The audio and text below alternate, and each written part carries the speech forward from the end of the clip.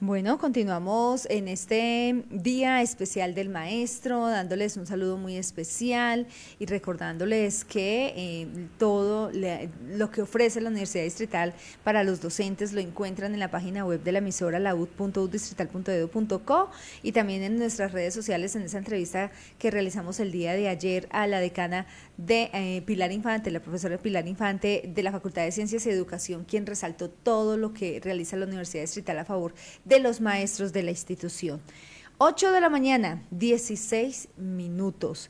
A esta hora vamos a cambiar de tema y vamos a hablar de también una noticia que nos ha tenido tristes desde esta semana y es la partida, el fallecimiento de el gran Pepe Mujica. Y para hablar de este tema, para hablar de su vida, de su obra, de su legado, nos acompaña también un docente de nuestra Universidad Distrital, el profe Juan Carlos Amador, profesor del doctorado interinstitucional en educación y de la maestría en educación para la paz de nuestra Universidad Distrital y también líder del grupo Jóvenes, Culturas y Poderes. Muy buenos días, profesor, bienvenido a la UD Estéreo nuevamente.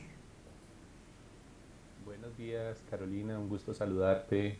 Saludo a los compañeros de la mesa de trabajo, a Samuel, a Oscar y pues un saludo a las personas que están siguiendo hasta ahora la UDESTER.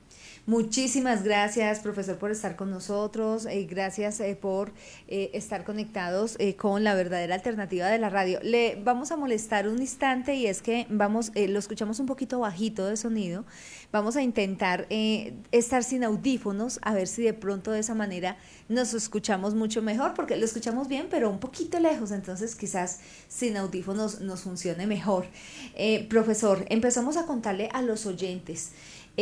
Sabemos que de Pepe Mujica podemos coger, hay mucho material, digámoslo así, para poder hablar de él, pero empecemos a contar sobre su vida, sobre su biografía, quién fue él, de su proceso, cuando estuvo en los Tupamaros, cuando luego llega a la cárcel, cuando luego es liberado, llega a la presidencia, como ese recorrido de línea de tiempo de su biografía. Bueno, Carolina, gracias. Quiero de verdad mostrar mi agradecimiento por esta invitación, porque pues es una bonita oportunidad para recordar a este gran humanista.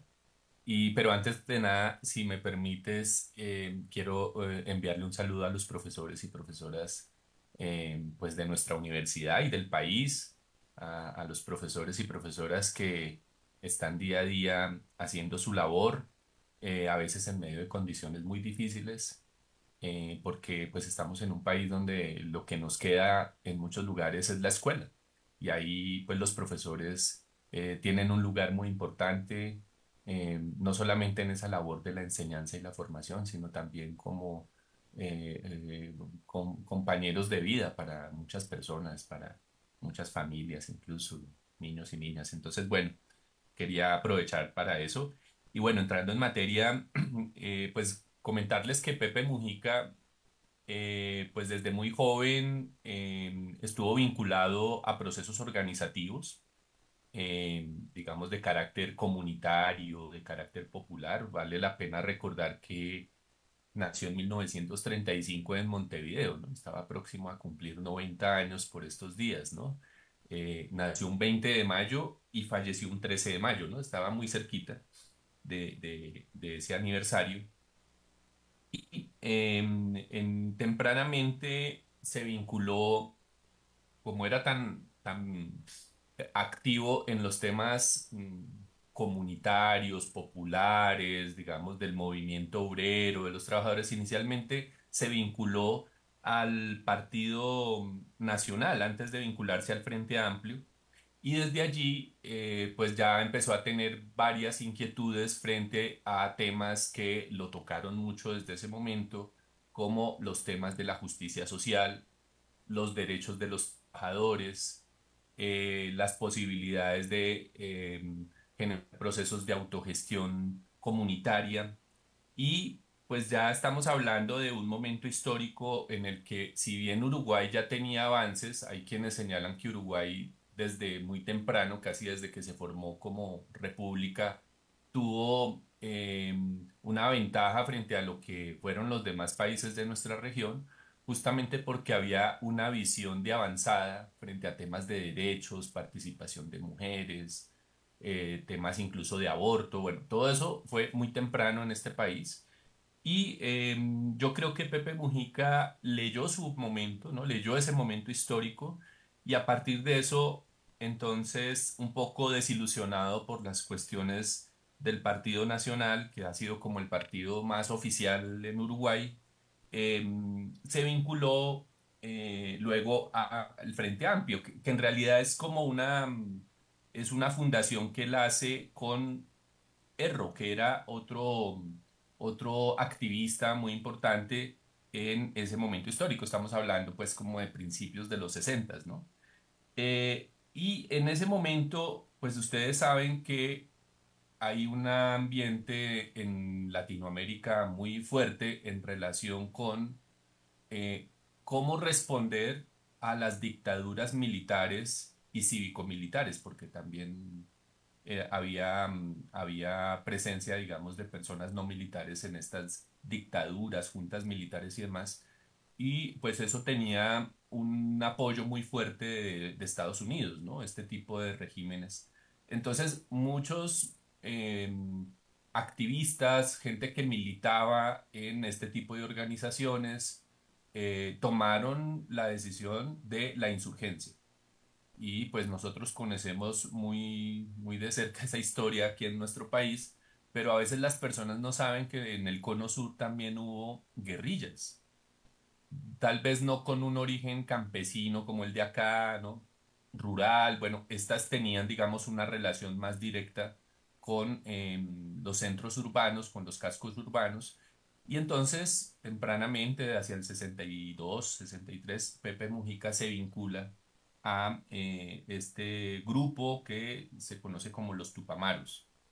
Entonces, ahí hay como una relación muy importante entre su vinculación a un partido, digamos, tradicional, luego su fundación, su participación, perdón, en la fundación del Frente Amplio, y luego esta vinculación a los Tupamaros, que como ustedes saben, pues fue de larga data, fue un buen tiempo. Inclusive durante ese tiempo él fue objeto de detenciones, de torturas, ¿no? Según los expertos en su biografía, tuvo 4 detenciones, pero la última fue la más prolongada, ¿no? Estamos hablando de 11 años de detención. Y en ese momento histórico, dado que el tema de las dictaduras era pues muy fuerte en la región, en ese momento histórico había como una lógica muy perversa en ese combate que hacía el Estado hacia los tupamaros, y era que si los tupamaros generaban algún tipo de acción beligerante, insurgente, eso tenía efectos en quienes estaban detenidos. Es decir, había torturas psicológicas y físicas sobre aquellos que estuvieran en la cárcel. Y pues vale decir aquí, digamos, nos lo relatan algunos biógrafos, que pues fue objeto de torturas muy duras, prolongadas, y unos tratos inhumanos en este momento, digamos, de la detención, ¿no? De su momento que estuvo en la prisión. Entonces, bueno, ese sería como un primer momento. No sé si ahí quieren que comentemos algo más o podemos seguir como mirando otros asuntos ya luego de que salió de la cárcel. Sí, sí, profesor, estábamos aquí también haciéndole seguimiento a esa línea de tiempo y hablemos, ahora llega el momento de salir de la cárcel y fue en el año 89 aproximadamente donde él ya es elegido diputado y empieza entonces esta carrera ya pues digamos, en términos como para que lo entienda la gente, como la carrera política, aunque viéndolo él, pues ya venía haciendo política en todo lo que usted ya nos está contando. Pero hablemos cuando ya él empieza, ingresa como diputado y empieza esa carrera previa y finalmente llega a la presidencia. Sí, sí, Carolina, pues aquí hay algo muy interesante que no siempre ocurre, ¿no? Y es que en el momento en que hay un retorno a la democracia en el Cono Sur, esto ocurre en Uruguay, esto ocurre en Chile, esto ocurre en Argentina, pues casi siempre se dan unas políticas de amnistía, ¿no? Para quienes estuvieron en las armas. Y entonces Pepe Mujica se vincula a esta política de transición a la democracia y de amnistía, y eso le permite pues ya como saldar sus deudas, digámoslo así, judiciales, y ponerse a trabajar en lo que a él le interesaba, ¿no? Que era su trabajo político, digamos, desde una visión inicialmente muy obrera, ¿no? Muy desde los trabajadores, pero ya, como tú lo mencionas, a partir del año 89, un poco antes, empieza a tener una conexión muy especial con campesinos, con mujeres, con jóvenes, bueno, personas, tal vez en ese momento histórico no estaba tan fuerte el ambientalismo, el animalismo, pero progresivamente se va vinculando como a otras luchas más allá de la lucha obrera. Y a mí eso me parece importante porque, como les decía, nuevamente aquí hay un hombre que es capaz de leer el momento histórico. Y es un momento histórico en el que, recordemos, estamos transitando del estado proteccionista, digámoslo así, a la globalización. Entonces esa globalización tiene muchos problemas, pero también tiene cosas, digamos, positivas en el sentido de que eso permite entender que hay como distintas formas de estar en el mundo, ¿no? De que hay otras expresiones, otras subjetividades, otras identidades, y creo que en ese sentido fue un hombre muy sabio en esa línea de pensamiento. Entonces sí, ya logra tener, yo diría también como un diálogo social con mucha gente en el Uruguay, y esto hace posible que en el 89 eh, sea elegido como diputado, más adelante como senador, por el Frente Amplio, ¿no? Eso también es muy importante porque el Frente Amplio es una fuerza que congrega varios partidos, digámoslo así, ¿no? Frente Amplio eh, hace que, digamos, distintas fuerzas, movimientos de izquierda se vinculen, ¿no? En una visión, pues, un poco ya más progresista por esa vía, digamos, de lo que estamos hablando, ¿no? Entonces, ahí va a tener un tiempo, un buen tiempo, desde finales de los 80 hasta todos los 90 en esa labor. En una entrevista que le hacían a Mujica decía, es que yo me siento como un florero siendo diputado o senador, porque siento que lo mío son las calles, ¿no? Siento que lo mío es con la gente. Y yo creo que él tuvo como la capacidad de entender eso, entonces tenía, dijo así, como un pie en la asamblea, en el Congreso, etcétera, y un pie con la gente, en las calles, en el movimiento social, etcétera, etcétera. Entonces, eso creo que fue muy importante. Y en este retorno a la democracia que logra hacer Uruguay, va a haber algo supremamente valioso, y es la llegada al poder del presidente Tabaré Vázquez, que realmente es de esta fuerza política y ve en Pepe Mujica un hombre, digamos, con una gran visión, una gran potencia que lo puede acompañar en su gobierno.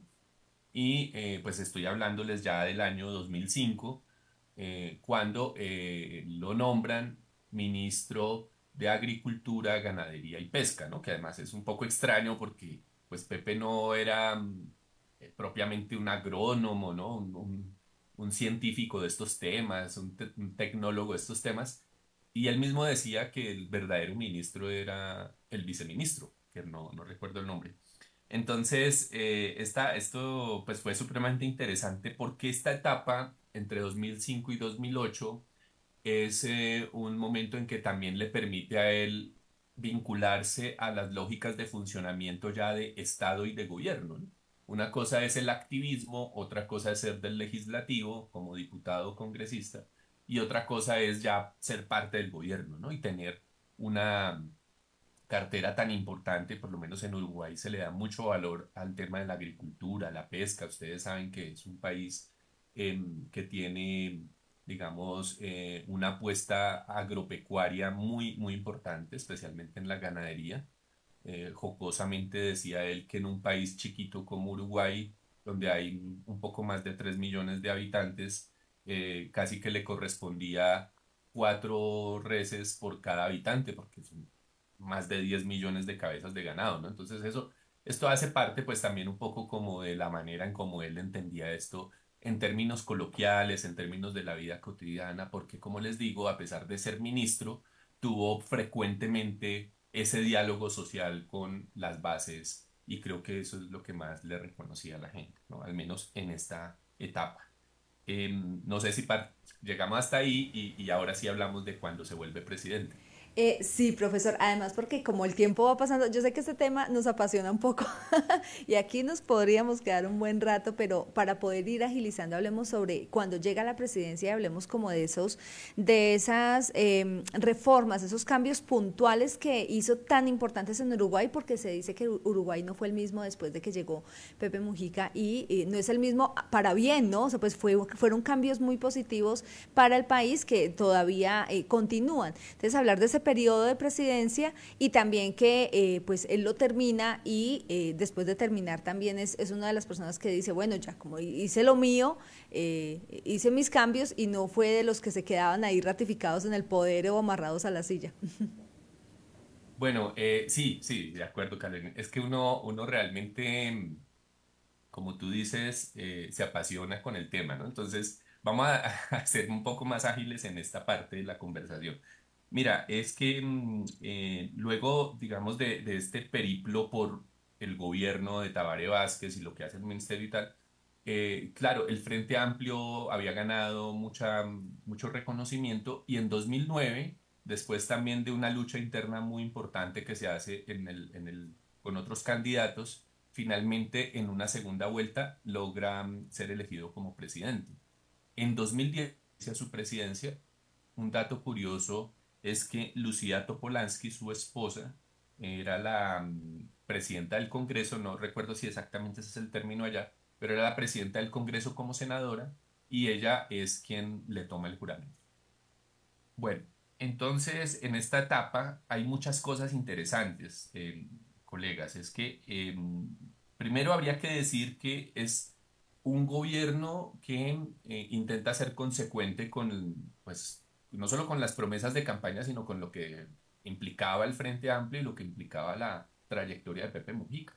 Entonces, hay unas políticas sociales que yo quisiera destacar, son varias, pero por ejemplo, hay un plan de integración que se llamó Juntos, que era un plan de apoyo a familias que estaban en unas situaciones de pobreza extrema. Allá le llaman familias carenciadas, que es un curioso término.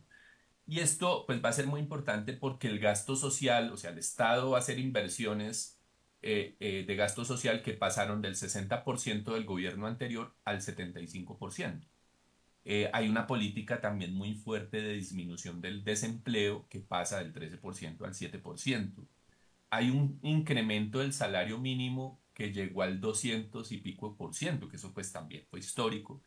Y pues de todas maneras, a pesar de que era gobierno frente amplio, igual el objetivo era garantizar los derechos de los trabajadores en términos sindicales, en términos de prestaciones, bueno, todo lo que ustedes saben que ocurre, por ejemplo, con la cuestión de la reforma laboral en nuestro país. Hay una cuestión también muy interesante y es que el gobierno, a la cabeza del presidente, toma la decisión de ser un gobierno de austeridad que no solamente aplica para el gobierno, sino para la propia vida de Pepe Mujica. Como ustedes lo saben, donaba el 90% de su salario a organizaciones, familias carenciadas, como dicen allá, y pequeños negocios, ¿no? Pequeñas empresas que estaban tratando de surgir en ese momento. Y eso pues va a ser muy importante porque además había un montón de bienes del Estado como en desuso y lo que hacen es negociar eso, vender eso y ponerlo al servicio, digamos, de esta política social. Y otro tema que también causó mucha polémica es el tema de la legalización de la marihuana. Ese fue un tema, ustedes saben que esos temas no son populares. Entonces, cualquier gobierno que se meta en un asunto de esos, pues siempre se va a ganar muchos problemas, porque siempre va a haber personas en contra, ¿no? Especialmente, digamos, de ciertos sectores más de derecha, religiosos, etcétera. Pero fue muy interesante y yo se los puedo decir una cosa muy corta, perdónenme la anécdota. Yo tuve la oportunidad de estar en Montevideo justamente en ese momento histórico y para mí era sorprendente cómo las personas en Montevideo podían ir, estoy hablando de los ciudadanos uruguayos, podían ir a una farmacia con su cédula, su documento de identidad, comprar los gramos de marihuana que se requería, ¿sí? Porque además eso pasaba por una identificación de la cédula, se le entregaba a las personas, ¿sí? Y las personas podían, digamos, de manera abierta, pública, no solamente usar de manera recreativa esto, sino también, digamos, em, en términos Eso. relacionados con la salud, digamos. Y eso, pues para mí fue sorprendente porque pues yo veía como una sociedad como muy tranquila frente a eso, incluso personas adultas hacían uso, digamos, de esta dinámica de la legalización, que fue, digamos, uno de los temas fundamentales, ¿no?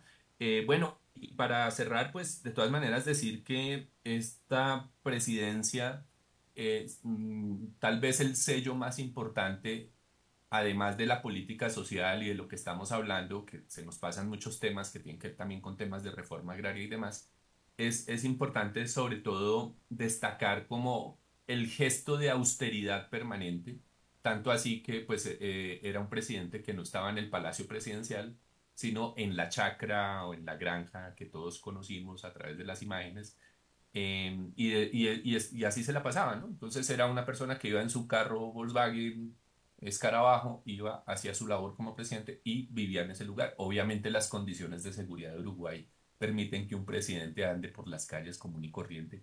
Eso quizás en otro país no sería posible. Y creo que las personas se quedan como con esa imagen, ¿no? O sea, como una persona coherente con su pensamiento, ¿no? O sea, lo que piensa y dice, lo hace. Y bueno, pues creo que eso es como muy, muy bonito porque es una figura que le permite a uno entender que es posible hacer otra política, ¿no? Incluso otra política de la vida cotidiana, porque también sus reflexiones eran muy desde ese lugar, ¿no? No eran unas grandes reflexiones sobre asuntos, digamos, de la macropolítica del Estado, sino era de la vida cotidiana. Y bueno, solo quiero destacar, Carolina, que hay una faceta que quizás muchas personas no se acuerdan o no la conocen, y es el papel activo que jugó Pepe Mujica en el proceso de paz en Colombia en 2016, pues que en realidad lo acompañó desde 2012, ¿no? Desde los diálogos de paz, y siendo de una orilla distinta a Juan Manuel Santos, eh, pues Santos reconoce en él una persona comprometida y firme con este proceso, ¿no? Y tanto así que en muchas ocasiones como exguerrillero se cuestionó, interpeló muchas cosas de los ex-FARC, ¿no? Y de lo que se estaba negociando en ese momento. Y bueno, acompañó el proceso, como ustedes saben, hasta la firma, estuvo en Cartagena en 2016 y bueno, creo que eso también muestra su compromiso no solamente con los procesos de paz, sino también con la integración regional, que también insistió mucho en ese tema y que infortunadamente pues ese siempre ha sido un tema difícil en nuestra región. Así es, profesor. De verdad que en la sencillez está la grandeza y eso fue lo que él demostró con sus palabras, con sus discursos, que uno escucha, escuchaba o lo escucha porque va a seguir escuchándolos, que todo quedó registro en video, en audio, y todo le llega a uno al corazón, de eso que uno dice, sí, hay que cambiar esta forma de vivir, hay que cambiar este estilo, esta mala práctica. Yo creo que a todos nos cuestiona las palabras de Mujica para bien, para cambiar, para progresar, para ser mejores seres humanos. Hablemos entonces de ese legado. Podríamos decir como, yo sé que enumerarlos es como complejo por la cantidad de enseñanza que él nos dejó, pero tratemos como de hacer un ABC de ese legado que él nos deja y de ese trabajo que él hizo después, porque él termina su presidencia, pero él sigue muy activo, como usted bien lo dice, acompañó el proceso de paz, se convirtió en referente para el progresismo en Latinoamérica y también para el mundo. Entonces, hablemos sobre el legado más importante, esos mensajes más importantes que nos dejó Pepe Mujica y que nos invita para que continuemos también teniéndolos presente en el desarrollo de nuestra sociedad. Bueno, Carolina, esa parte está difícil porque tal vez son muchas cosas, ¿no? Bueno, yo tampoco podría decir que yo soy un experto en el tema, pero siempre estuve como siguiendo mucho su pensamiento, ¿no? Su presencia en la esfera pública. Una anécdota corta es que en 2015, con el apoyo de la universidad, tuve la oportunidad de asistir a una conferencia de Claxo que se realizó en Medellín. Eh, y ahí estuvo Pepe Mujica. Y yo recuerdo que era muy curioso porque parecía un rockstar, ¿no? O sea, la gente hacía fila, eh, no sé, 5 horas antes para entrar a un recinto y poderlo escuchar, ¿no? Entonces, recuerdo eso con mucho agrado porque ahí tal vez hay como tres mensajes a propósito de lo que me preguntas. El primero es como el valor de la vida. Yo creo que uno de los temas claves aquí es que yo creo que ustedes recuerdan alguno de esos mensajes, ¿no? Cuando él decía que la vida es como un milagro, ¿no? Y que en ese sentido teníamos que valorarla, ¿no? Y que no puede ser admisible que pues entre hermanos no sepamos cómo resolver nuestras diferencias y nos vayamos a los golpes, a las armas. Es decir, es un cuestionamiento a la deshumanización que predomina en nuestras sociedades, eh, eh, un cuestionamiento profundo, dado que la vida es un milagro, ¿no? O sea, ¿cómo es posible que lleguemos a estar vivos en este mundo, llegar a este mundo? En fin, entonces ahí hay un tema que me parece que es muy importante que da cuenta de un pensamiento humanista, ¿no? Independientemente de cualquier sesgo religioso, político, partidario, una cosa fundamental es la defensa de la vida. Un segundo aspecto que yo creo que es muy importante es el tema de la paz. Yo creo que a propósito de lo que estábamos hablando, eh, hay un debate, un discurso que él presenta en Naciones Unidas muy importante, interpelando bueno, en ese momento no estaba todavía la guerra de Ucrania y Rusia, pero sí interpelando la intervención de los países ricos en la situación del Medio Oriente. Y en ese momento no estaba la triste situación de Gaza en este momento, pero sí lo que frecuentemente pasa con Siria, Palestina, Afganistán, etcétera. Y ahí yo recuerdo que ese fue un discurso contundente, duro, que cuestionó, pues, cómo es posible que no seamos capaces de construir una política de paz duradera desde las Naciones Unidas. Yo creo que eso fue muy importante y también es coherente en la medida en que acompaña procesos de paz como el nuestro, como lo decíamos ahora en 2016, ¿no? Otro tema que yo creo que muchos nos sentimos identificados con eso es que estamos en un mundo en el que hay una excesiva producción y acumulación de bienes, mercancías, bueno, y que realmente su postura anticapitalista, que no necesariamente es que sea comunista, sino su postura anticapitalista es cuestionar cómo en la lógica capitalista hay un exceso, ¿no? de productos y mercancías que no son útiles, que no las necesitamos, pero que infortunadamente el éxito del capitalismo ha sido eso, ¿no? Meternos en la mente que lo necesitamos. Entonces, ese llamado a la austeridad, a vivir con lo poco, con lo sencillo, con lo simple, yo creo que es una cosa muy importante. Y creo que eso tuvo efectos en muchas personas, ¿no? Y con esto cierro. Mira, hay un cuarto tema que está vinculado a este. Lo digo un poco por lo que alcancé a ver en este evento de Claxo que les comentaba en 2015.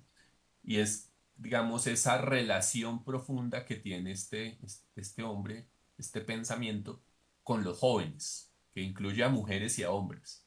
Porque uno podría decir cómo alguien de una generación tan anterior se conecta con los jóvenes. O sea, es una cosa. Y pues para nosotros desde el grupo, nosotros somos un grupo que estudia los temas de jóvenes, siempre ha sido muy llamativo como esa relación intergeneracional, ¿no? Ese diálogo intergeneracional que hace posible que un hombre con una experiencia y una trayectoria anime a los jóvenes, ¿sí? A que no sean conformistas, ¿sí? Y a que piensen su futuro a partir, digamos, de la reivindicación de unas luchas que tenemos que hacer en nuestro presente y que están vinculadas a los derechos, porque no es otra cosa, ¿no? Son los derechos de las personas. Entonces creo yo que hay ahí, digamos, también una conexión muy bonita que muchos tenemos que aprender, porque yo creo que uno como profesor, si ustedes me preguntan, hoy tenemos que generar ese diálogo intergeneracional, ¿sí? Nosotros adultos con los jóvenes y con los niños, porque como se sabe, pues se trata de generaciones que tienen otras formas de entender el mundo, otros referentes culturales, incluso otras gramáticas, otros lenguajes para entender la vida.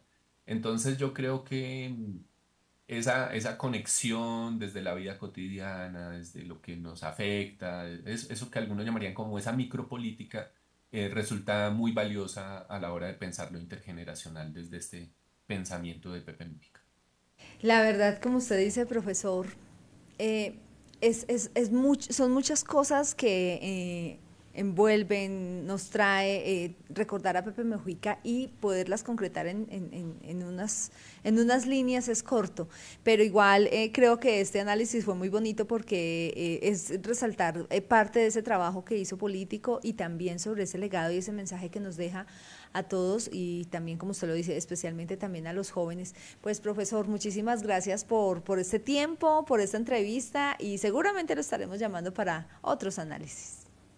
Bueno, un gusto, Carolina. Muchas gracias por la oportunidad. Ustedes siempre tan amables y tan considerados con nosotros, los profes, y con todo gusto. Ahí seguiremos pendientes para continuar estos diálogos. Y feliz día del maestro. Ah, muchas gracias, Carolina. Muy amable. Que pase muy bien hoy y que siga siendo ese maestro ejemplar y orgullo de nuestra universidad distrital. Estábamos al diálogo con el profesor que hace parte de nuestra Universidad Distrital, Francisco José de Caldas, hablando, haciendo este análisis sobre el legado, la vida, la obra de Pepe Mujica. Estábamos al diálogo con Juan Carlos Amador, profesor del doctorado interinstitucional en educación y la maestría en educación para la paz de nuestra universidad y líder del grupo de jóvenes culturas y poderes.